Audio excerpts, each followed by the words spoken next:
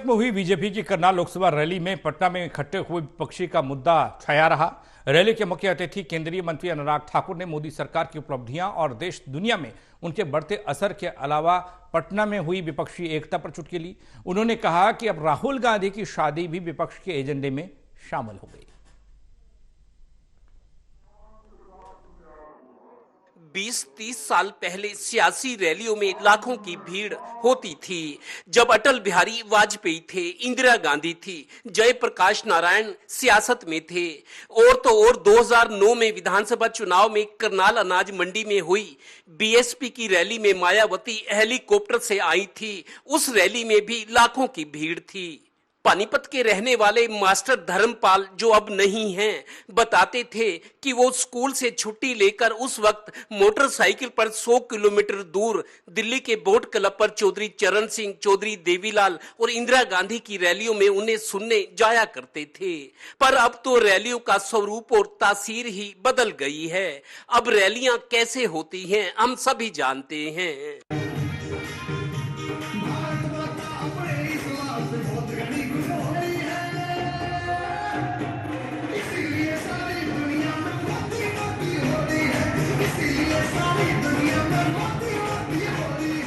खैर, अब फिर चुनावी मौसम है। प्रदेश में बड़ी बड़ी रैलियां हो रही हैं। शनिवार को बीजेपी की करनाल लोकसभा की रैली पानीपत में हुई। मुख्य अतिथि केंद्रीय मंत्री अनुराग ठाकुर ने पीएम मोदी की उपलब्धियों और अमेरिका में उनके असर का जिक्र तो किया ही, पटना में हुई विपक्ष की एकता बैठक पर व्यंग कसा और चुटकी ली। उन्होंने कहा कि पटना की विपक्ष की एकता बैठक में दल तो 15 थे, पर इनके दिल नहीं मिले। मेरा सवाल राहुल गांधी से यह है, मल्लिकार्जुन खड़गे जी से है, सोनिया गांधी जी से है,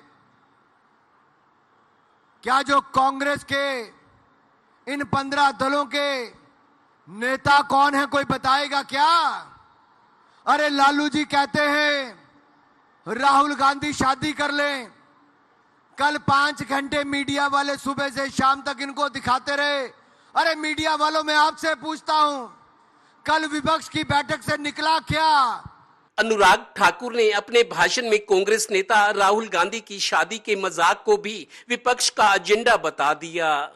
5 घंटे रोटी खाने के बाद लालू प्रसाद यादव कहते हैं कि मम्मी बड़ी नाराज है, राहुल गांधी शादी कर लो।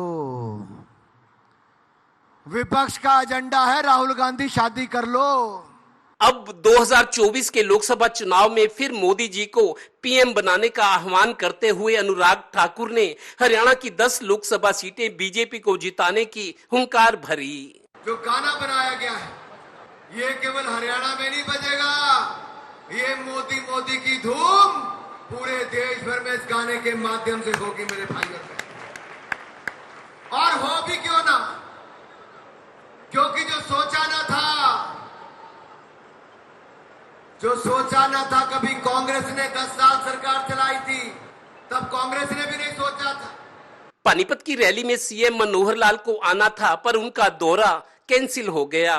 प्रदेश अध्यक्ष ओपी धनखड़ और बीजेपी के स्थानीय नेता पदाधिकारी रैली में मौजूद थे।